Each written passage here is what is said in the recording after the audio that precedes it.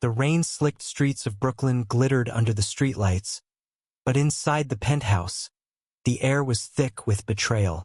Marcus Tate, 28, stood frozen, his phone trembling in his hand as his sister's voice message played on loop. "You're disgusting, Marcus.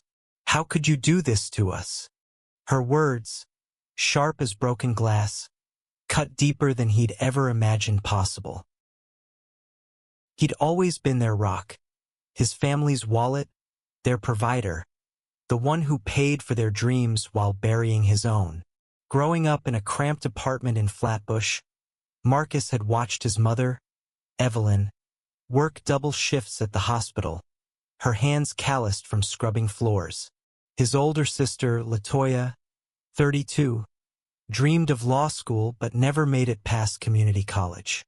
His younger brother, Jamal, 24, had a knack for trouble but none for keeping a job. Marcus, though, was different. Brilliant with numbers, he'd clawed his way through NYU on scholarships, landed a job at a Wall Street hedge fund, and became the family's lifeline. Rent, groceries, LaToya's car payments, Jamal's bail, Marcus covered it all. They called him their wallet, half joking, half expecting, and he never said no. Until now. Tonight, everything had shattered. A single photo, snapped at a friend's gallery opening, had outed him. Marcus, laughing, his arm around Javier Morales, 27, his boyfriend of 6 months. Someone, maybe a cousin, maybe a coworker, had sent it to LaToya, and the family group chat exploded. "Faggot! You're no brother of mine. What will Mom say?" The messages flooded in, each one a dagger. Marcus stared at the phone, his heart pounding, wondering how love could feel like a crime. He met Javier at a coffee shop in the East Village, a chance encounter that felt like fate. Javier, a graphic designer with a quick laugh and eyes that sparkled like the Hudson at sunrise, had spilled his latte on Marcus's shoes. Apologies turned into conversation, then dates, then stolen kisses in Central Park. For the first time, Marcus felt seen, not as a paycheck, but as a man with dreams, fears, and a heart that yearned. Javier, who'd grown up in a tight-knit Puerto Rican family in the Bronx, understood the weight of expectations. His own coming out had been a quiet affair, accepted with love but not without questions. "They'll come around," Javier had promised, his hand squeezing Marcus's. But now, staring at the venomous texts, Marcus wasn't so sure. He sank onto the couch, the city's hum a distant echo. His family's love had always come with strings, bills, favors, obligations. He'd paid them gladly, thinking it was his duty. But this was a line they'd drawn in blood. Marcus's thumb hovered over Javier's number, aching to call, but fear stopped him. What if Javier, too, decided Marcus wasn't worth the fight? The next morning, Marcus woke to a voicemail from his mother. Her voice, usually warm, was brittle. "Marcus, we need to talk. Come to the house tonight." "No, I love you." "No, are you okay?" Just a command. He dressed mechanically, his tailored suit feeling like armor, and headed to Flatbush. The subway ride was a blur, faces fading into the gray of his thoughts. He didn't know what he'd face at home, but he knew one thing. He wasn't ready to lose Javier. Not yet. Not ever. The brownstone smelled of Evelyn's cooking, collards and cornbread, a scent that usually meant comfort. Today it felt like a trap. LaToya sat at the kitchen table, arms crossed, her face a mask of disgust. Jamal leaned against the counter, avoiding Marcus's eyes. Evelyn stood by the stove, stirring a pot with slow, deliberate motions. "Sit," she said, not looking up. Marcus obeyed, his heart a drumbeat. "Mom, don't," LaToya snapped. "You think you can just live like this, after everything you've done for us?" You're throwing it all away for some guy. He's not some guy, Marcus said, his voice low but steady. His name is Javier. I love him. The room went silent, the word love hanging like a storm cloud. Evelyn turned, her eyes wet but hard. Marcus, you know what the Bible says. You know what this neighborhood says. You think you can just parade this choice around and not bring shame on us.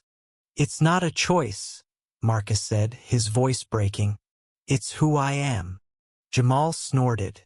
Who you are. You're the guy who pays our bills, Marcus. That's who you are to us. The words landed like a punch. Marcus felt the weight of years. Every check written, every sacrifice made, crumble into dust. He'd thought providing was love. Now he saw it was a transaction. They didn't love him. They loved what he gave them. I'm done, Marcus whispered, standing. I'm done being your wallet. LaToya laughed, sharp and cruel. You walk out, you're dead to us. No more family. No more nothing. Marcus looked at his mother, searching for a flicker of softness. She met his gaze, then turned back to her pot. You made your choice, she said quietly. He left without another word, the door's slam echoing in his chest. Outside, the Brooklyn night was cold, but Marcus felt a strange freedom. For the first time, he owed them nothing. But the cost, his family, his roots, felt like a wound that might never heal. He called Javier, his voice shaking. Can I come over? He asked. Always, Javier said, and Marcus felt a spark of hope. Maybe love could be enough. Javier's apartment in the Bronx was a sanctuary of color, walls lined with his vibrant paintings, shelves stuffed with books and vinyl records. Marcus sank into the worn couch, the weight of the night pressing against his ribs. Javier sat beside him, his hand resting lightly on Marcus's knee. Tell me, he said, his voice soft but firm. Marcus recounted the confrontation, each word tasting like ash. Javier listened, his eyes never leaving Marcus's face. When Marcus finished, Javier pulled him into a hug, his warmth a balm against the ache. You're enough, Javier whispered. Just you. Not your money, not your sacrifices. You. Marcus wanted to believe him, but doubt gnawed at the edges. He'd built his life around being needed by his family, his job, his community. Without that, who was he? Javier seemed to sense the turmoil because he stood, pulling Marcus to his feet. Come on, he said, grabbing his jacket. You need air. They walked through Pelham Bay Park, the late-night silence broken only by crickets and distant traffic. Javier talked about his own family, how his mother had cried when he came out, not from shame but from fear for his safety. She came around, he said. Yours might too, but you can't wait for them to define you. Marcus nodded, but the words felt distant. His phone buzzed. Another text from LaToya. You're selfish. You're tearing us apart. He deleted it, his thumb shaking. Javier noticed but didn't push. Instead, he stopped by a fountain, the water catching the moonlight. You ever think about what you want? Javier asked. Not them. You. Marcus opened his mouth, then closed it. He'd never been asked that. His dreams had always been practical. Stability, security, a way out of Flatbush's grind. But now, with Javier's hand in his, he dared to imagine more. A life where love wasn't a transaction. A life where he could breathe. Back at work, the hedge fund's glass walls felt like a cage. His colleagues, oblivious to his personal storm, slapped his back, praising his latest deal. Marcus was a star, his name whispered in boardrooms, but the praise felt hollow. He caught himself staring at a photo on his desk, him and Javier at a jazz club, laughing. It was the only thing in his office that felt real. That evening, Marcus got a call from his boss, Claire, a sharp woman in her 50s who'd mentored him since his internship. "You seem off," she said bluntly. "What's going on?" He hesitated, then told her. Not everything, but enough: his family, the photo, the fallout. Claire listened, then sighed. "Marcus, you're one of the best we've got. But you're no good to me if you're not whole. Take a week. Figure out what you need." Grateful but uneasy, Marcus took her advice. He spent the week with Javier, exploring the city as if seeing it for the first time. They wandered through MoMA, ate tacos from a truck in Queens, danced in a dimly lit bar in Harlem. Each moment felt like a rebellion against the life Marcus had known. A life of duty, not joy. But the family's silence loomed. No calls, no texts, just a void where love should have been. Marcus tried to focus on Javier, on the way his laugh lit up a room, but the rejection festered. One night, unable to sleep, he scrolled through old photos. Christmases, birthdays, moments when his family had felt like home. Had it all been a lie? Javier found him like that, curled up on the couch at 3 a.m. "You're carrying them with you," Javier said, sitting beside him. "You don't have to." "I know," Marcus said, but the words felt empty. He wanted to let go, but the roots ran deep. He leaned into Javier, letting the warmth anchor him. For now it was enough. A month later, Marcus's life felt like a tightrope. Work was a blur of numbers and deadlines, but Javier was his constant. His mornings, his nights, his reason to smile. They'd started talking about moving in together, a step that thrilled and terrified Marcus. But the absence of his family was a shadow he couldn't shake. Then came the letter, handwritten, slipped under his apartment door. It was from Evelyn. "Marcus, I can't stop thinking about you. I don't understand, but I want to. Meet me at the diner on Fulton Street. Sunday noon." No apology, no warmth, but it was something. Marcus read it a dozen times, hope and dread warring in his chest. He told Javier, expecting encouragement. Instead, Javier's face tightened. "Be careful," he said. "They hurt you once. They could do it again." "I know," Marcus said, "but she's my mom. I have to try." Sunday arrived, gray and cold. The diner was a relic: greasy spoons, cracked vinyl booths, the smell of coffee and bacon. Evelyn sat in the corner, her nurse's scrubs wrinkled, her eyes tired. Marcus slid into the booth, his heart in his throat. "I prayed on it," Evelyn began, her voice low. "I prayed for guidance. I don't know if I can accept this, but you're my son. I don't want to lose you." Marcus wanted to believe her, but the memory of her silence at the brownstone stung. "Mom, I'm not choosing between you and who I am. I shouldn't have to." She nodded, her fingers twisting a napkin. "I know it's not a choice, but it's hard. The church, the neighbors, they talk. And LaToya, she's angry. She thinks you're abandoning us." "I'm not," Marcus said, his voice rising. "I gave everything, my whole life, and you all called me your wallet, like that's all I was." Evelyn's eyes welled up. "I never meant that. I leaned on you too much. We all did." The admission hit Marcus like a wave.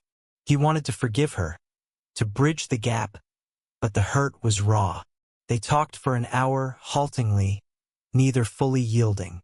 When they parted, Evelyn hugged him. A brief, awkward embrace that felt like a start, but not a resolution.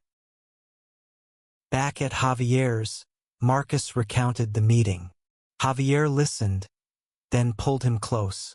"You're doing the hard thing," he said. "I'm proud of you." The next day, Marcus got a text from Jamal. "Yo, we need to talk. Latoya's in trouble." Marcus's stomach dropped. Latoya had always been the loudest, the angriest, but she was still his sister. Against Javier's advice, he agreed to meet Jamal at a bar in Bed-Stuy. Jamal looked rough, unshaven, eyes bloodshot. "Latoya's in deep," he said, nursing a beer. "She owes money. Bad people. She needs your help." Marcus's first instinct was to say yes, to fix it like always. But something stopped him. "Why me?" he asked. "Why not you? Why not Mom?" Jamal glared. "You're the one with the money, Marcus. Always have been." The words stung, but they also clarified. Marcus stood, tossing a 20 on the bar. "I'm done," he said. "Tell Latoya to figure it out." He walked out, the night air sharp against his skin. For the first time, he felt the weight lifting. He wasn't their wallet anymore. He was just Marcus. Months passed, and Marcus's life began to take shape. He and Javier moved into a loft in Williamsburg, a space filled with light and laughter. Marcus threw himself into work, earning a promotion that came with a corner office. But the real victory was personal. He was learning to live for himself. Javier's art was gaining traction, with a gallery show scheduled in Soho. They were building something real, something theirs. But Latoya's shadow lingered. Marcus heard through a cousin that she'd gotten deeper into debt, borrowing from loan sharks to fund a lifestyle she couldn't sustain. Jamal had vanished, likely running from his own troubles. Evelyn called occasionally, her conversations cautious but kind. She was trying, Marcus could tell, but the distance remained. One night, at Javier's gallery opening, Marcus felt a surge of pride watching his boyfriend charm the crowd. Javier's paintings, bold, colorful abstracts, drew gasps and offers. As Marcus sipped champagne, his phone buzzed. A text from an unknown number. "Marcus, it's Latoya. I'm sorry. I need you. Please." He stared at the screen, his heart twisting. Javier, sensing the shift, pulled him aside. "What's wrong?" Marcus showed him the text. Javier's jaw tightened. "You don't owe her anything," he said. "Not after what she said." "I know," Marcus said. "But she's my sister." Javier sighed, his eyes soft. "You can't save everyone, Marcus. But if you need to do this, I'm here." Marcus met Latoya the next day at a coffee shop in Flatbush. She looked older, her bravado gone. "I messed up," she admitted, her voice small. I thought you being, was a betrayal. But I was wrong. I was jealous. You were living your truth, and I was stuck." Marcus listened, his anger softening but not disappearing. "You hurt me," he said. "All of you did." "I know," she said, tears falling. "I don't expect you to forgive me, but I'm drowning, Marcus. I need help." He wanted to walk away, to let her face the consequences. But he saw the girl who'd once braided his hair, who'd shared her dreams of justice before life wore her down. "I'll help," he said finally, "but not like before. I'll pay for a counselor, a financial advisor. You have to do the work." Latoya nodded, relief and shame mixing in her eyes. "Thank you," she whispered. Marcus left the coffee shop, lighter but wary. He'd set boundaries, something he'd never done. When he told Javier, his boyfriend smiled. "You're growing," he said. "I love you for it." That night, they lay in bed, the city's glow filtering through the curtains. Marcus felt a peace he hadn't known was possible. He wasn't whole yet, but he was getting there. A year later, Marcus stood in Central Park, the cherry blossoms in full bloom. Javier was beside him, their fingers intertwined, a ring glinting on Javier's hand. They'd gotten engaged the week before. A quiet moment over breakfast that felt like a vow to the future. The city hummed around them, alive with possibility. Evelyn had come around, slowly but surely. She'd started attending a new church, one that preached love over judgment. She'd even met Javier, her initial awkwardness giving way to warmth when she saw how he made Marcus smile. LaToya was in therapy, working to rebuild her life. She and Marcus talked sometimes, their conversations fragile but hopeful. Jamal was still gone, a wound Marcus carried quietly. At work, Marcus had found his voice. He'd started a mentorship program for queer youth, using his platform to give back in a way that felt true. His colleagues, once distant, now saw him as more than a numbers guy. They saw his heart. As the sun set, Marcus and Javier sat on a bench, the same one from their first date. The carved words, "Love wins, always," felt like a promise kept. Marcus thought back to the night he'd stood in his penthouse, betrayed and broken. He'd thought love was a transaction, a debt to be paid. Now he knew better. Love was Javier's laugh, Evelyn's hesitant hugs, LaToya's tentative apologies. Love was choosing himself even when it hurt. "They called me their wallet," Marcus said, his voice soft. "But I'm more than that." Javier kissed his temple. "You always were." They watched the sunset, the city's skyline a testament to resilience. Marcus had lost everything, or so he'd thought. In truth, he'd found himself. And that was worth more than any check he'd ever written.